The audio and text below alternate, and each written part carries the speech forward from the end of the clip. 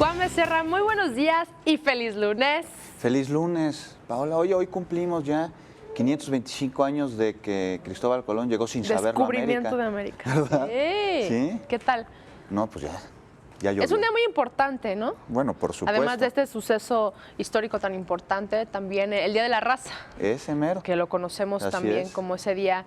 Y que bueno, también hemos hablado de varios temas que tienen que ver pues justamente con este tema. Y tú nos traes una historia maravillosa hablando de los inicios específicos de la delegación Iztapalapa. Así es, de la fundación del primer pueblo de esta delegación, que fue muchísimo antes de que ocurriera que Cristóbal Colón llegara a nuestro continente, cuando un grupo de hombres que venían del norte, de lengua náhuatl, decidió establecerse ahí en el Cerro de la Estrella para fundar su ciudad. Como ves, es Iztapalapa, la ciudad de Culhuacán, la ciudad de los colhuas, porque precisamente eran los colhuas los que venían guiados por Mixcoatl, quien posteriormente se convertiría en el dios de las tormentas y de la cacería. Y ahí establecieron esta ciudad que venía de, algunos de sus habitantes venían de Teotihuacán, se piensa que ya estaba entrando a una franca decadencia. Te estoy hablando más o menos entre el año 600 o 900.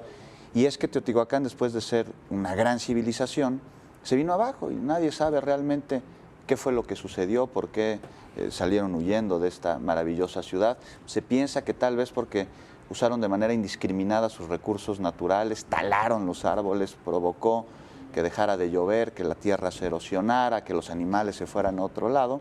Y bueno, llegaron los colhuas al Valle de México y fundaron su ciudad.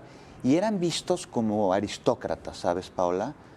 Con una gran admiración les tenían todas las gentes.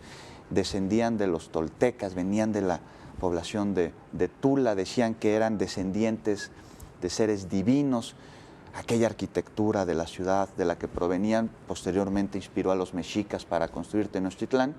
Y ahí en Culhuacán se dedicaban principalmente a las chinampas, a la agricultura y a obtener todo lo que podían del ajo. Se convirtió en una población pues muy rica y dicen que era hermosa, aunque fue opacada de manera posterior por un pueblo que a la fecha sigue siendo uno de los más importantes de la Ciudad de México. ¿Qué pueblo hablas? Iztapalapa. Sí. Ahí, a un lado, Culhuacán estaba en el Cerro de la Estrella junto al lago y en la parte norte del Cerro de la Estrella estaba Iztapalapa, que poco a poco empezó a crecer y opacó por completo. A Culhuacán dicen que era hermoso, que, bueno, los españoles cuando lo vieron, está en las crónicas, dijeron que esta población era realmente mucho más grande, mucho más limpia, mucho más bonita y espectacular que cualquiera que hubiese del otro lado del mar. Imagínate cómo era para que hayan descrito a Iztapalapa de esta manera. ¿Qué tenía?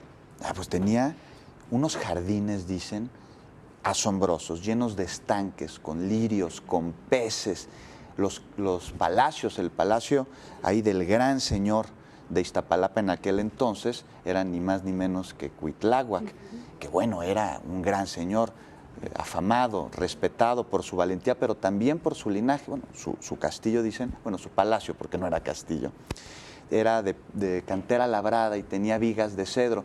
Imagínate qué tan grande fue este palacio de Iztapalapa, que alojó a los españoles cuando llegaron ahí, que eran 400, todos bajo techo, ninguno a la intemperie.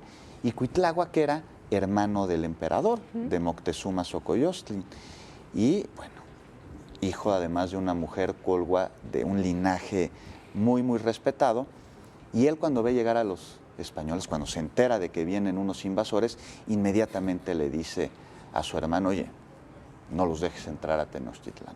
Pero Moctezuma no le hizo mucho caso. Entonces Cuitláhuac insistió y le dijo, no puedes meter a tu casa a quien te va a sacar de ella. Es una frase que quedó para la historia. Que todavía se utiliza actualmente.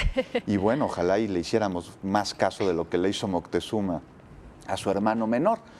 Porque bueno, le dice, no, sí los voy a dejar entrar, voy a negociar, todo se va a arreglar por la vía diplomática. Entonces los españoles llegan a Iztapalapa, ahí los recibe Cuitláhuac. Iztapalapa era el primer frente, digamos, de la Ciudad de México. De la ciudad de Tenochtitlán. Tenías que entrar por ahí a fuerza. Los alojó y él los encaminó a Tenochtitlán. Y bueno, bastante razón tenía, porque Cortés apresa a Cuitláhuac, a Moctezuma y a varios nobles más mexicas en el Palacio de Azcayácatl, y ahí los tiene retenidos. Entonces, Hernán Cortés se tiene que ir de Tenochtitlán debido a que llega a México Pánfilo de Narváez, que lo va a apresar por desobediente Cortés. Se va a arreglar este asuntito, y cuando regresa Cortés se encuentra un panorama realmente terrible, porque Alvarado había cometido la matanza del Templo Mayor y a los mexicas esto no les había parecido en lo más mínimo, y tenían a los españoles sitiados en el Palacio de Azcayácatl. Llega Hernán Cortés, se da cuenta de que los mexicas ya no respetan a su soberano, a Moctezuma, al cual repudian. Bueno, hasta le lanzaron una piedra, ¿no? Aunque aparentemente ya estaba muerto cuando esto sucede. Entonces Cortés, en un error de juicio enorme que yo a la fecha no acabo de entender bien cómo fue, le dice a Cuitláhuac que salga, le da la libertad para que tranquilice a los mexicas. ¿Tú crees que Cuitláhuac iba a tranquilizar a los mexicas? De ninguna manera. Por supuesto que no, al contrario, los puso en pie de guerra, y el resultado de esta acción fue precisamente la famosa Noche Triste. ¿Por qué años pasó eso? Esto fue más de 1500, ¿no? Sí, 1500. Todo esto sucede entre 1520, 1521, 1522, porque uno cuando habla de la conquista parece que todo es en el mismo año, y no, se tardaron muchísimo. Viene la Noche Triste, pues Cuitláhuac expulsa por completo a los españoles de Tenochtitlán, casi los mata a todos. De milagro sobreviven Hernán Cortés, Alvarado queda muy lastimado, y entonces Cuitláhuac es nombrado el 10º tlatoani de los mexicas, el penúltimo, pero muere por la segunda arma más poderosa de los españoles. Mira, la primera fue, no sé si estés de acuerdo conmigo, la evangelización. Con esa conquistaron. Y la segunda fue una indirecta y que no era además, digamos, intencional, que fue la viruela. Entonces llegan los españoles con este virus, y los mexicanos no teníamos en aquel entonces el sistema inmunológico para poder combatirlo. Ni los medicamentos adecuados. No, bueno, viene una mortandad de Tenochtitlán. Epidemias. Sí, se mueren, ya los españoles no estaban dentro, y bueno, Cuitláhuac, que es una de las víctimas de la viruela, muere en diciembre de aquel año de viruela, y lo sucede su sobrino, Cuauhtémoc, que fue, bueno, antes de que lo sucediera, era el jefe del ejército de los mexicas, así lo nombró Cuitláhuac. Muere Cuitláhuac y sube Cuauhtémoc al poder, y bueno, es el último tlatoani que se entrega a los españoles en un río, y que le pide a Hernán Cortés, por favor, que lo mate con el cuchillo que llevaba en el cinto, puesto que no defendió a su gente como lo tenía que haber hecho, y entonces ya no tenía nada más que hacer.